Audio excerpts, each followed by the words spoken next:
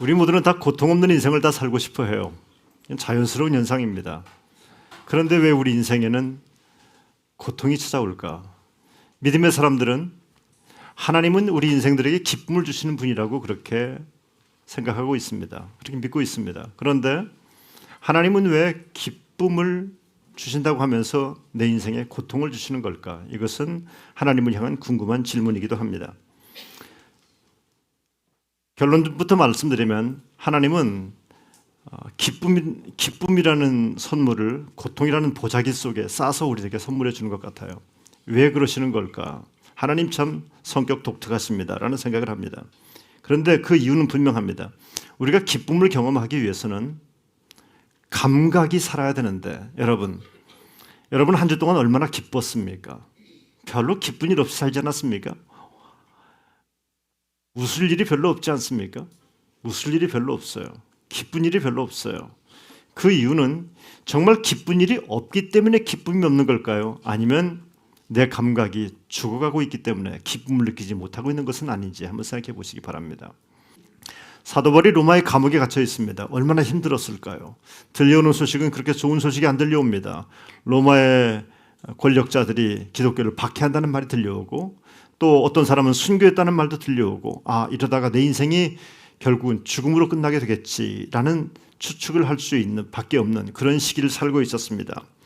그리고 자기 문제에 대해서 자기 인생에 대해서 한번 생각해 봤어요. 과연 내가 이렇게 고통 속에서 감옥 안에서 나를 지탱하는 힘은 도대체 뭘까? 내가 살아왔던 지금까지의 삶 가운데 내 인생에 가장 중요한 것은 무엇일까? 그리고 내가 죽으면 나는 어떻게 될까? 하여간 5만 가지 생각이 자기 머릿속에 가득했을 거라고 생각합니다. 바울이 몇 가지 정리한 게 있어요. 내 삶을 지탱하는 것은 도대체 무엇인가? 여러분, 많은 사람들이 자기 삶을 지탱하는 것이 야망이라는 것 때문에 자기 삶을 지탱해 가지요. 내가 돈을 많이 벌겠다는 야망이 있기 때문에 오늘 이렇게 굴욕적인 삶도 참아내고 힘든 삶도 참아내고 잠도 못 자가면서 일하는 것 아니겠습니까?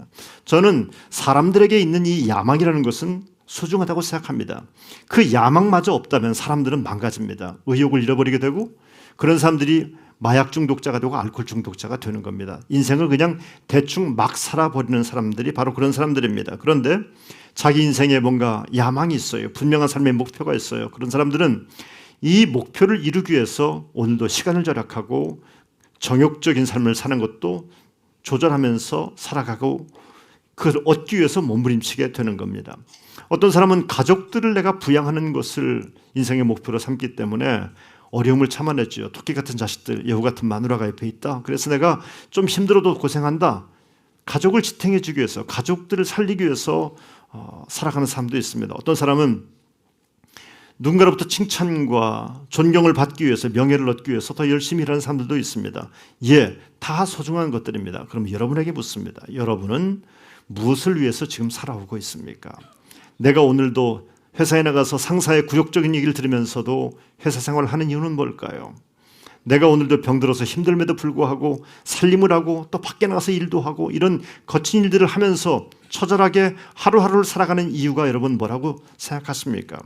바울은 감옥에 있으면서 생각해 봤어요. 내 삶을 지탱하는 것은 뭘까? 나는 왜 이 감옥에서 지금 이렇게 빌립보 교인들을 위해서 편지를 쓰고 있는 걸까 생각해 봤습니다.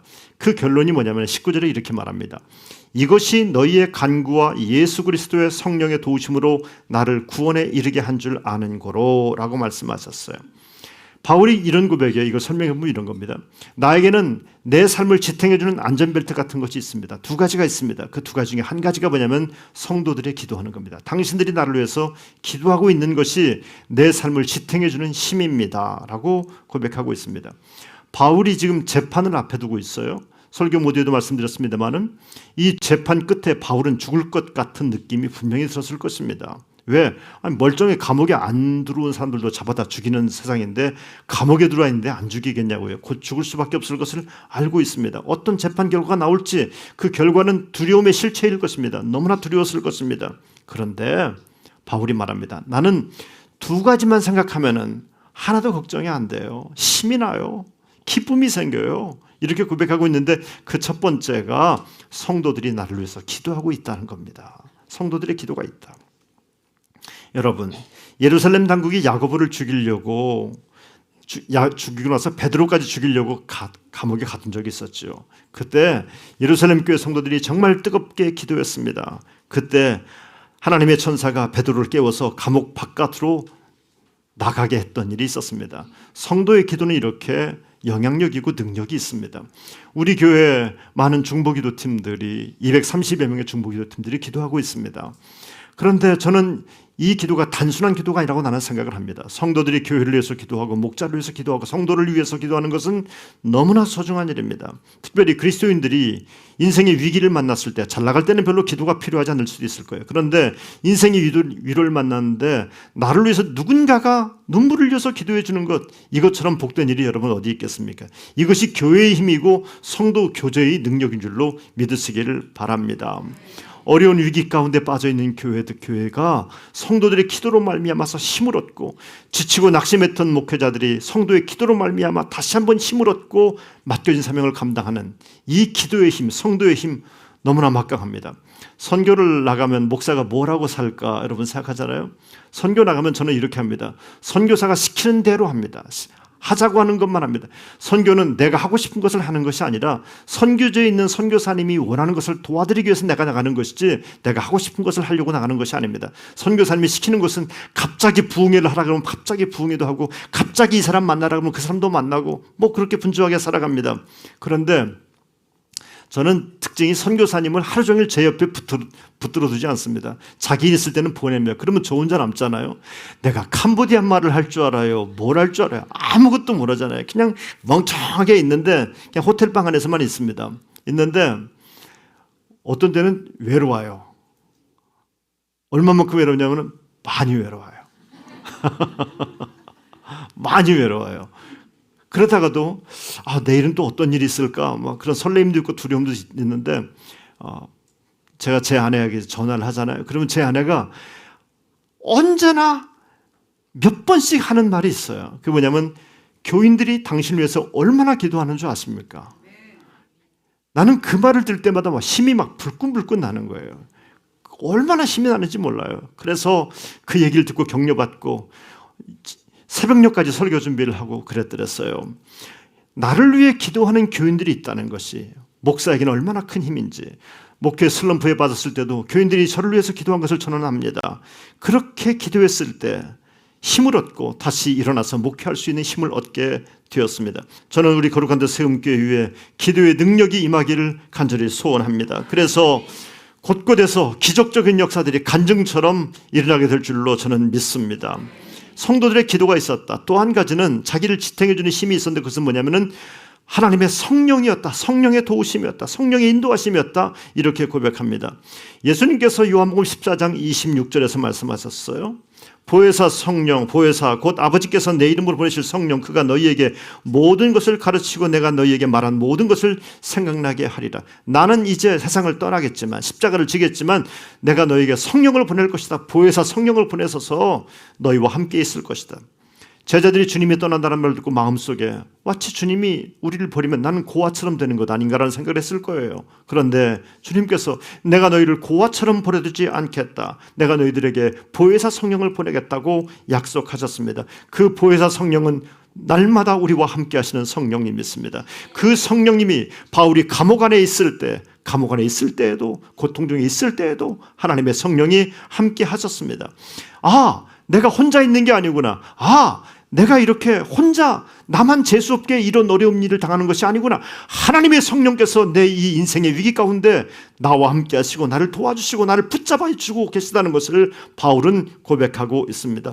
내가 너를 혼자 두지 않겠다고 하는 이 음성을 바울은 들었던 거예요. 여러분, 엘리야가 지치고 힘들었습니다. 죽고 싶었습니다. 로뎀나무 아래 누워서 하나님 나 좀 죽여주세요 그랬을 때 하나님께서 엘리야를 동굴에 보내가지고 그 동굴 속에서 세미한 음성을 들려주지 않습니까? 그 세미한 음성이 사도 바울에게 임했고 그 세미한 음성이 오늘 지치고 힘든 여러분 심령 속에도 들려지게 되기를 주님의 이름으로 축원합니다. 내 인생이 요동칠 때 하나님의 성령께서 나와 함께 하시고 성령님이 나를 동행하시고 성령님이 나를 붙잡아 주실 것을 꼭 기억하는 우리 모두가 되기를 간절히 바랍니다. 바울은 자기 인생의 목적이 뭔지 생각해 봤어요.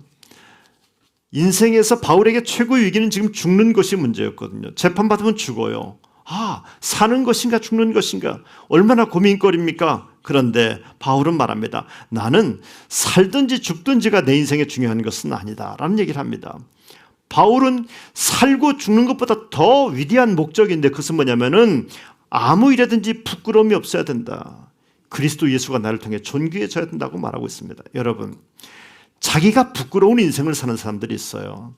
남이 볼 때도 부끄럽지만 내가 나를 볼 때도 부끄러워요. 목적이 별로 깨끗하지 못한 사람들, 수단이 별로, 사는 삶의 수단이 정말 더러운 사람들, 이런 사람들은요, 밤에 누워있으면 자기가 자기 생각에도 찝찝해요. 왜 내가 이런 인생을 살지? 라는 생각이 듭니다. 여러분, 우리가 정말 두려워야 될 일이 뭔지 아십니까? 내가 뭔가 일을 하다가 실패하는 것은 두려워할 일이 아닙니다.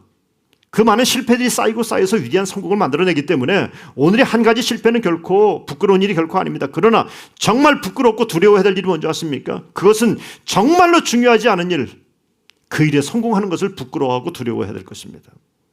내가 이껏 해놓으려고 내가 이렇게 수단과 방법 안 가리고 이렇게 살아왔나? 그걸 부끄럽게 생각해야 한다는 얘기입니다.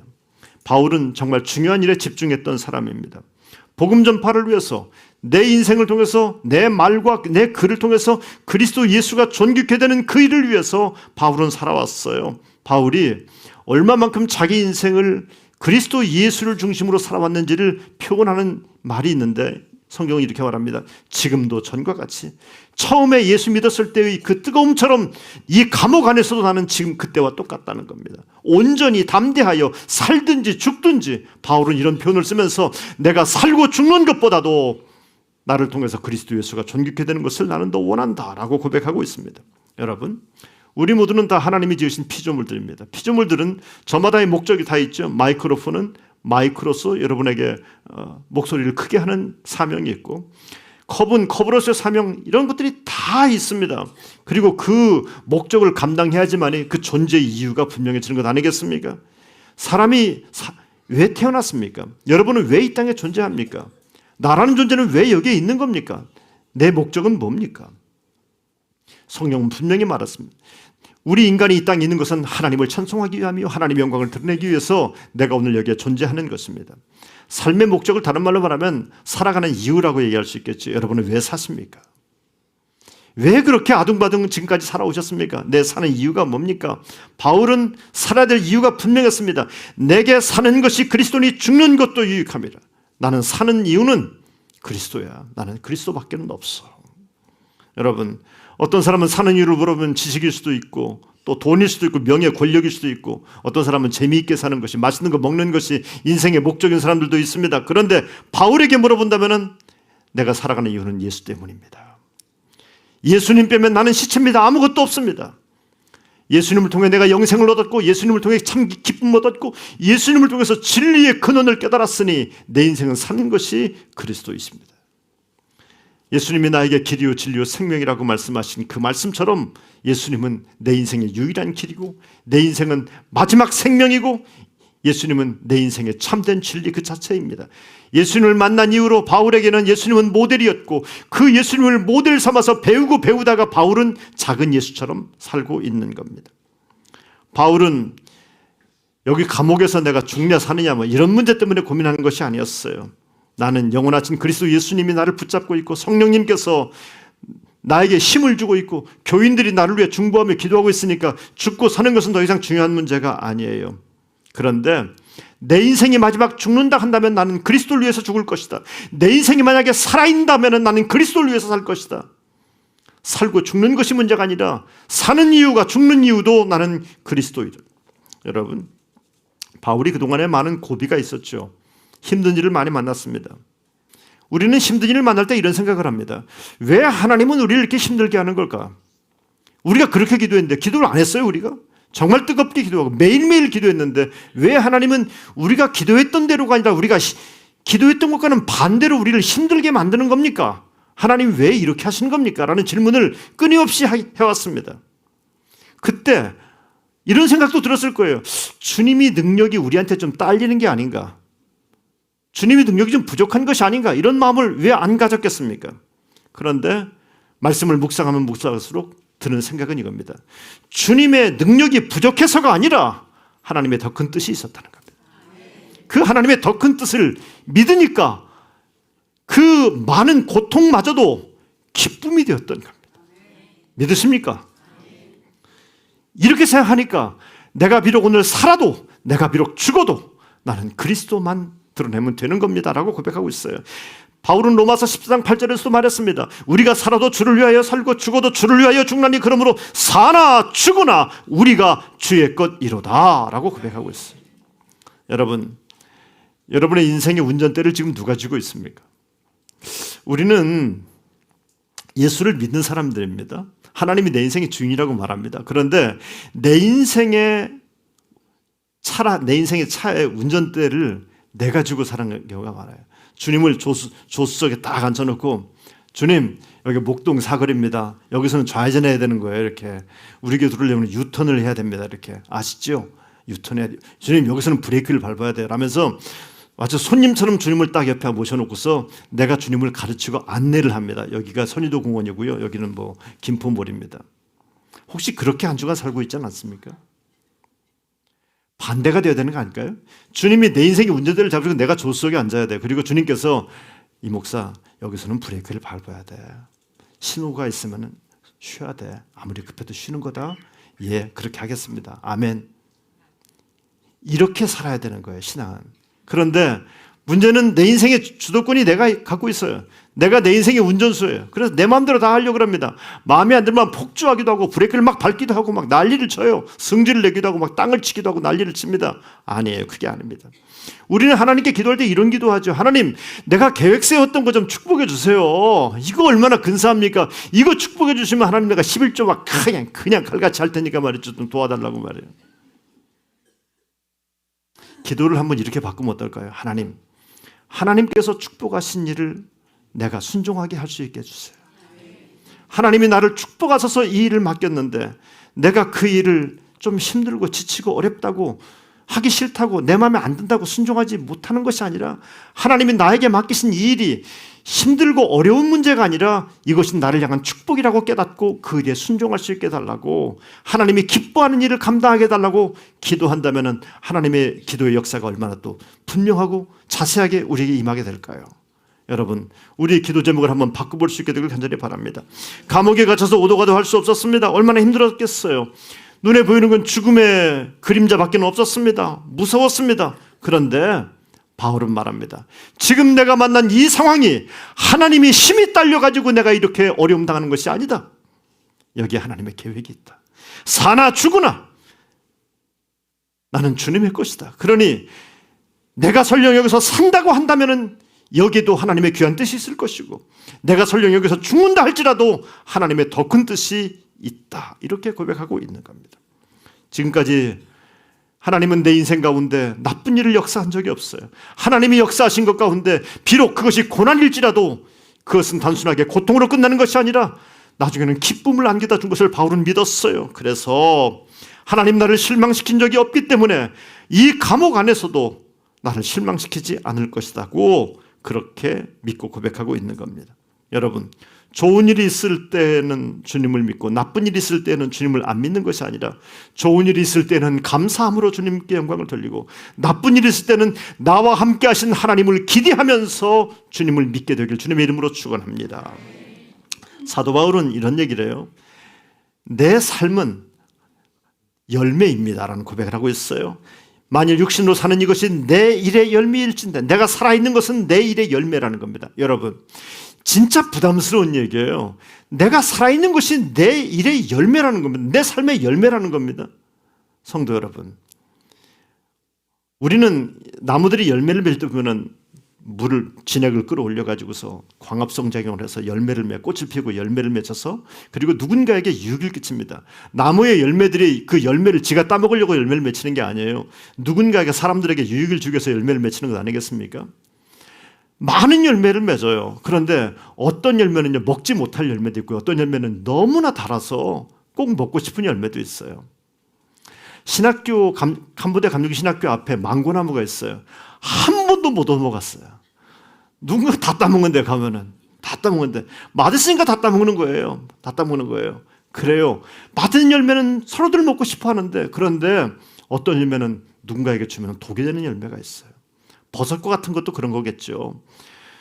분명히 이것이 좋은 열매인 줄 알았어요. 맛있게 생겼는데 먹지 못할 열매, 그 먹으면 죽는 열매.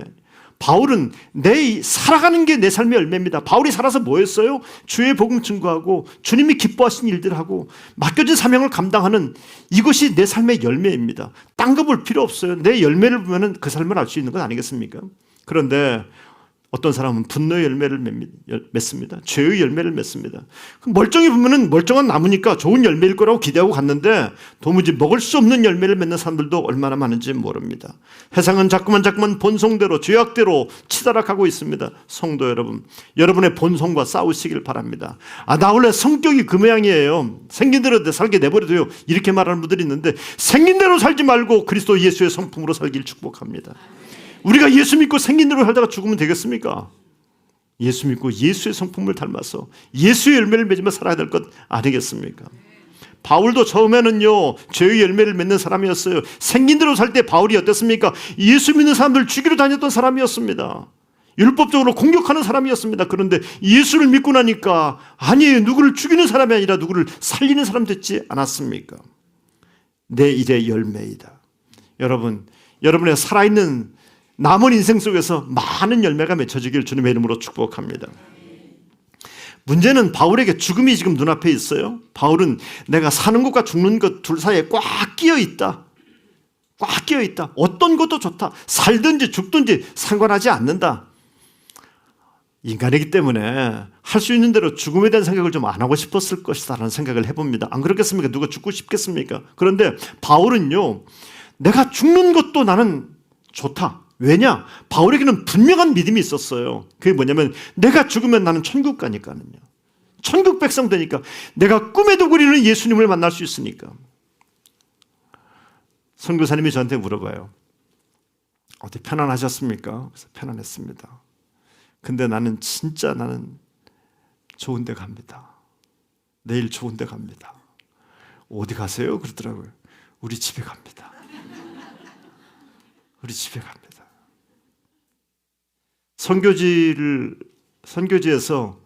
선교지에서 마지막 날 밤은 그렇게 설레요. 나 내일 집에 간다. 집에 가면 내 아내와 내 딸들이 나를 기다리고 있고, 내가 집에 가면 내 교인들이 나를 얼마나 반길까. 막 가슴이 막 쿵쾅쿵쾅쿵 뛰어요. 나 집에 간다. 우리 인생의 마지막에도 나 집에 간다. 나 집에 간다. 제가 선교지에 가서 학생들이나 교인들을 만나면 꼭 하는 퍼포먼스가 있어요. 하늘을 항상 지켜보면서 다 손으로 한번 여기 짚어보라 그래요. 우리 모두는 다 이 땅에서 마지막 날이 올 것이다. 그때까지 여러분과 내가 더 이상 볼 수 없는 사이일 수도 있을 것이다. 그런데 우리는 저기에서 다 만날 것이다. 저 천국에 갑시다. 그런 설교를 자주 합니다. 여러분, 바울이 그랬어요. 나는 아버지 품으로 돌아가니까 죽는 것이 두려운 게 아니야. 야, 이 배짱, 이 당당함이 얼마나 부러운지 몰라요. 나는 주님 앞에 간다. 그런데 말이야, 내가 육신으로 있는 것이 너희를 위해 더 유익하다. 이런 말이에요. 그 말은 뭐냐면 하나님이 나를 살려져 있는 동안에 내가 빌립보 교회 교인들과 함께 영적인 부흥을 꾀하고 빌립보 교회의 부흥을 위해서 내가 너희를 섬기는 것이 굉장히 중요하다. 더 중요하다. 나 하나 죽고 천국 가는 것보다 더 중요한 일이 나를 통해서 빌립보 교회 공동체가 더 든든히 서고 이 공동체가 천국 백성 되는 것이 더 기쁘고 즐거운 일이다라고 고백하고 있는 겁니다. 여러분, 아직 살아있는 동안에 우리가 꿈꿔야 될 것이 있습니다. 은혜를 함께 나누며 교회 공동체 안에서 영적인 부흥이 일어나는 것을 꿈꾸시길 간절히 바랍니다. 우리 교회의 선교를 통해서 하나님 나라가 곳곳에 불똥처럼 퍼져나가는 이 부흥의 꿈들을 우리가 함께 꾸고 그 일을 위해서 함께 쓰임받는 우리 모두가 되기를 주님의 이름으로 축원합니다.